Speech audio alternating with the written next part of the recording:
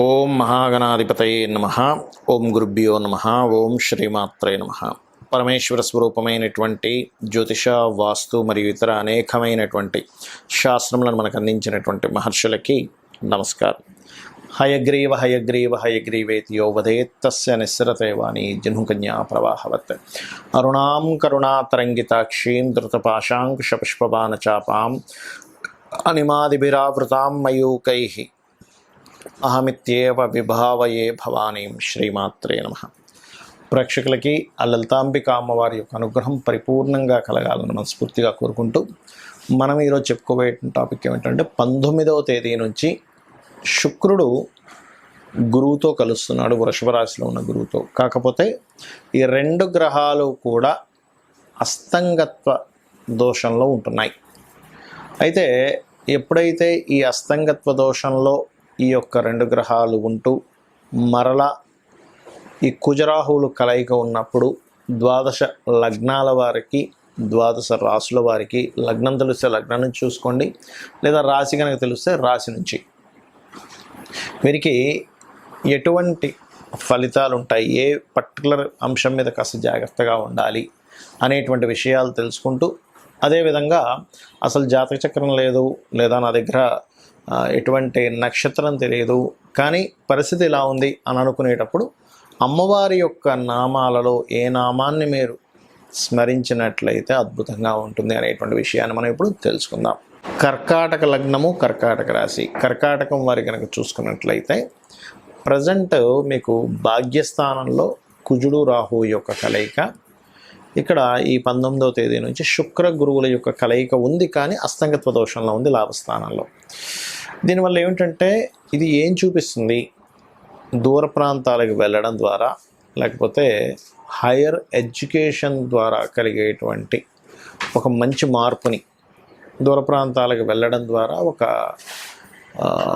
గుర్తింపు కానివ్వండి, ఇట్లాంటి వాటిని పర్టికులర్గా ఈ కుజరాహువులు చూపిస్తున్నాయి. అయితే ఈ కుజరాహువులు 9వ స్థానంలో ఉన్నందుకు కొంత మీ యొక్క తండ్రి గారికి లేదా తండ్రి సమానులైనటువంటి వారికి కొంచెం ఏదైనా బీపీ లెవెల్స్ ఇట్లాంటివి ఉంటే కొంచెం పర్టికులర్గా ఈ యొక్క అంశంలో కాస్త జాగ్రత్తగా ఉండండి.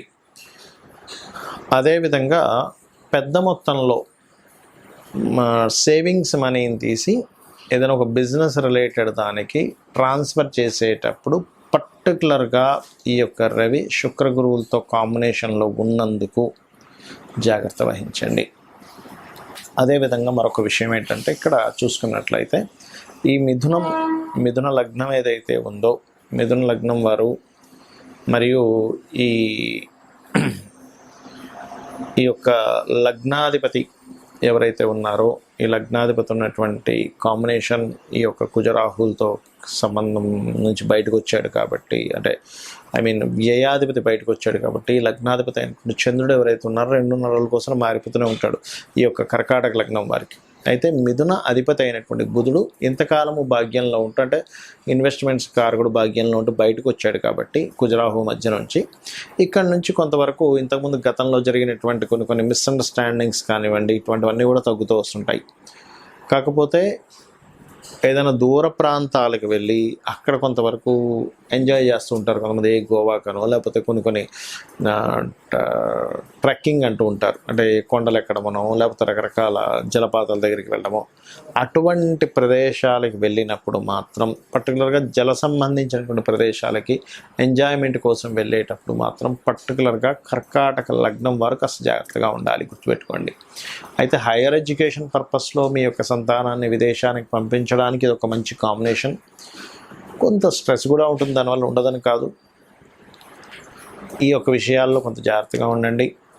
ముఖ్యంగా ఎంజాయ్ పర్పస్లో ఎంజాయ్ చేద్దామని నీటి ప్రదేశాలకు వెళ్ళినప్పుడు మాత్రం కాస్త జాగ్రత్తగా ఉంటూ మీరు చేయవలసినటువంటి రెమెడీ ఏమిటి అంటే, ఇప్పుడు చూడండి, మీ చుట్టుపక్కల వాళ్ళని పిలిచి ఒక్కొక్కసారి మనం ఏదైనా దేవతా సమితి, సత్యనారాయణ వ్రతం ఇట్లాంటివి చేసుకొని అందరికీ భోజనాలు పెట్టడం కానీ, లేకపోతే అందరికీ ఏదైనా ఒక రిటర్న్ గిఫ్ట్ లాగా ఇస్తూ ఉంటారు, అంటే ఒక చిన్న పాత్ర లాంటిదో లేకపోతే ఒక అరటిపండు 2 వాయినం ఇట్లాంటివి ఇస్తూ ఉంటారు. అటువంటివి ఏదైనా సరే ఇవ్వడము, వీటి ద్వారా అంటే ఈ ఆదివారం ప్రత్యేకంగా ఆదివారం ఇంట్లో ఏదైనా ఒక వ్రతంగా అలాంటివి చేసుకొని నలుగురిని పిలిచి మీరు అరటిపళ్ళు ఒక్క ఇట్లాంటివి చేయడం ద్వారా మీకు బిజినెస్లో రావాల్సినటువంటి ఇబ్బంది, లాభాలు ఆగిపోవాల్సినవి మీకు క్లియర్ అవ్వడం జరుగుతుంది. మరి నక్షత్రము తెలియదు, రాశి తెలియదు, లగ్నం తెలియదు అనుకునేటువంటి వారు ఏం చేయాలి? ఇప్పుడు ఉన్నటువంటి గ్రహస్థితి ఏదైతే ఉందో ఇది పర్టికులర్గా యూనివర్సల్గాను ఒక రకమైనటువంటి ప్రభావాన్ని చూపిస్తుంది అండ్ మనుషుల యొక్క జీవితాల్లోనూ ప్రభావం చూపిస్తుంది. ఏమిటది అంటే, మనకి ఈ సంవత్సరం క్రోధినామ సంవత్సరం అవడం వల్ల కుజుడు ప్రభావం అని చెప్పుకున్నాం. అయితే ఈ కుజుడు జలరాశుల్లో రాహుతో కలిసి ఉన్నందుకు, అది కాకుండా మనకి రవి యొక్క ప్రభావం అంటే ఎండలు విపరీతంగా వస్తూ సడన్గా వర్షాలు పడడం అనేటువంటిది మనం ప్రకృతిలో ఏదైతే చూస్తున్నామో అదే ఎనర్జీ మనకు చూడండి అంటూ ఉంటారు, బ్రహ్మాండము పిండాండము అంటూ ఉంటారు.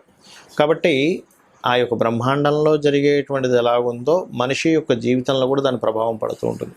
అంటే ఏమిటి, ఒక్కొక్కసారి ఎమోషన్ అయిపోతూ ఉంటాడు మనిషి, అగ్రెసివ్ అయిపోతూ ఉంటాడు, ఎమోషన్ అయిపోతూ ఉంటాడు, కన్ఫ్యూజన్ అవుతూ ఉంటాడు. బికాజ్ ఆఫ్ డియోల్ సైన్లో ఉన్నాడు కుజుడు. ఎప్పుడైతే డియోల్ సైన్లో ఉన్నాడో మనకి రాహుతో కనెక్టివిటీ వల్ల ఏంటంటే కన్ఫ్యూజన్స్, మనకి యూట్యూబ్లో వచ్చేటువంటి కొన్ని విషయాలు కావచ్చు, కన్ఫ్యూజ్ అవ్వడం ఇట్లాంటివి జరుగుతూ ఉంటుంది. కాబట్టి ఎప్పుడైతే ఈ కుజుడు అగ్రెసివ్ ప్లానెట్ ఎవరైతే ఉన్నారో ఈ రాహుతో కలిసి ఉన్నందుకు అందరూ కూడా వారికి, ఉదాహరణకి ఫైనాన్షియల్ ఇబ్బంది ఉందనుకోండి ఎవరికైనా, ఈ సమయంలో చందన వాటర్లో కలిపి నరసింహస్వామికి అభిషేకం చేయడం ద్వారా మీకు ఫైనాన్షియల్గా ఏదైతే అధిక ఖర్చులు అవుతున్నాయో ఆ యొక్క అధిక ఖర్చుల నుంచి బయటపడడం జరుగుతుంది, గుర్తుపెట్టుకోండి పర్టికులర్గా. అలాగే ఇక్కడ ఎవరికైనా అది అధిక ఖర్చులకి, ఒకవేళ ఫైనాన్షియల్ రిలేటెడ్గా ధనం రావాలి, కొంతమంది చూడండి ఎక్కడో మనీ ఇరుక్కుపోయి ఉంటాయి. బికాజ్ ఆఫ్ ఈ శుక్రుడు గురువు స్ట్రక్కింగ్ ప్లానెట్స్ అని చెప్పుకున్నాం. అంటే శుక్రుడు గురువు మనీని ఇచ్చే ప్లానెట్స్ స్ట్రక్ అయ్యాయి, అంటే మౌఢ్యంలో ఉండిపోయాయి. కాబట్టి ఈ పర్టికులర్ దాంట్లో మీకు మనీ ఇరుక్కుపోయిన డబ్బులు వెనక్కి రావాలి ఇప్పుడున్న సిచ్యువేషన్లో అని అనుకున్నట్లయితే మీరు చేయవలసింది ఏమిటంటే, సూర్య భగవానుడు ద్వారా ఇది జరిగింది కాబట్టి, అంటే సూర్యుడి యొక్క అస్తంగత్వంలోకి 2 గ్రహాలు వెళ్ళాయి కాబట్టి, మీరు సూర్యుడిని చూస్తూ ఓం భానుమండల మధ్యస్థ భైరవి భగమాలిని అయి నమః, లేదా ఓం ధర్మాధ్యక్ష ధనాధ్యక్ష ధనధాన్య వివర్ధిని అయి నమః అని నామస్మరణ చేస్తూ, ముఖ్యంగా శుక్రవారం పూట చపాతీలు, ఒక 3 చపాతీలు కానీ 6 కానీ గుర్తుపెట్టుకోండి, వాటిని ప్రత్యేకంగా నూనె మీద కాల్చకుండా, నూనె వేయకుండా కాల్చినటువంటి చపాతీలకి, గోధుమలతో చేసిన చపాతీ అంటే మైదా కాదు, మీరు బాగా అర్థం చేసుకోండి. ఆ గోధుమలతో చేసిన చపాతీకి ఒక 3 కానీ 6 కానీ చపాతీలకి తేనె నీట్గా అప్లై చేసి వాటిని చిన్న ముక్కలుగా చేసి గోవులకు తినిపించండి. ఏదైతే ఈ ప్రక్రియ ఉందో ఇది ఏ రోజు చేయాలి అంటే ఆదివారము లేదా శుక్రవారం రోజు చేయండి. ఇలా కనుక చేసేటప్పుడు ఈ ప్రక్రియలో ఆదివారం నాడు పాయసం, సగ్గుజావతో చేసిన పాయసాన్ని మీరు సూర్యభగవానుడికి గనక నివేదించినట్లయితే, ఈ న్యాచురల్గా అంటే యూనివర్సల్గా ఉండేటువంటి ఈ యొక్క గ్రహస్థితిలో ఈ రవి శుక్ర గురువులతో అస్తంగత్వం చేయబడిన రవి ఈ ఏదైతే మీరు చేస్తారో మనీ రిలీజ్ అవ్వడం జరుగుతుంది. ఎందుకంటే ఆల్రెడీ కొంతమందికి వాళ్ళ జన్మజాతకాల్లో 2nd హౌస్ పాడైంది, అందుకని వాళ్ళకి లైఫ్ లాంగ్ ఎప్పుడూ ఏదో ఒక ఇబ్బంది వస్తూ ఉంటుంది, లేదా ఆ పర్టికులర్ దశ వచ్చినప్పుడు. అది ఇప్పుడు పర్టికులర్గా గోచారంలో ఈ శుక్ర గురువులు కనుక రవి ద్వారా అస్తంగత్వం చెందినప్పుడు ఇంకా ప్రభావం పెరుగుతూ ఉంటుంది. అలాంటి సమయంలో మీరు మరింత ఇబ్బంది పడకుండా ఉండాలంటే ఈ యొక్క ప్రక్రియ చేయండి. అలాగే సహజంగానే మనం ఈ మౌఢ్యం సమయంలో కూడా ఎటువంటి శుభకార్యాలు చేయం. అయితే ఇందులో కొంత కన్ఫ్యూజన్ ఉంది. ఎలా అంటే రెగ్యులర్గా చేసేటువంటి బిజినెస్లో ఇన్వెస్ట్మెంట్ చేయొచ్చా చేయకూడదా అని అడుగుతున్నారు. అటువంటి వాటికి ఎటువంటి ఇబ్బంది లేదు. రెగ్యులర్గా మీరు చేసే ఇన్వెస్ట్మెంట్స్, షాప్ పెట్టుకున్నాము, డబ్బులు పంపిస్తుంటాం, వాడు సరుకు పంపిస్తుంటారు, అటువంటి వాటికి ఇబ్బంది ఏం లేదు. ఎందుకంటే నన్ను చాలామంది ఈ యొక్క ప్రశ్న అడగడం జరిగింది కాబట్టి ఇటువంటి వాటికి ఇబ్బంది ఏం లేదు. కేవలం పెళ్ళిళ్ళు, గృహప్రవేశాలు, ఉపనయనాలు ఇటువంటి వాటికి మాత్రమే కానీ రెంట్ హౌజులకనో లేకపోతే ఇట్లాంటి వాటికి సంబంధం లేదు. ఇంకోటి ఇప్పుడు కర్తెర అంటారు. ఈ కర్తెర సమయంలో కృత్తికా నక్షత్రంలోకి రవి ఎంట్రీ అవుతున్నటువంటి సమయం అంటారు మనకి ఈ మే 11వ తేదీ నుంచి. ఎప్పుడైతే కృత్తికా నక్షత్రంలోకి ఎంటర్ అవుతున్నటువంటి సమయం ఏదైతే ఉందో ఇది రవి అగ్నితత్వ నక్షత్రంలోకి ఎంటర్ అవుతున్నాడు. కాబట్టి ఏమిటంటే ఇది ఫైరీ ప్లానెట్, ఫైరీ రాశిలోకి వెళ్తుంది. అందుకని ఈ 24వ తేదీ వరకు ఉన్నటువంటి కర్తెర సమయంలో మాత్రం రెంట్ హౌసెస్ కూడా మారకపోవడమే మంచిది అనేటువంటి చాలా స్పష్టంగా గోచరిస్తుంది.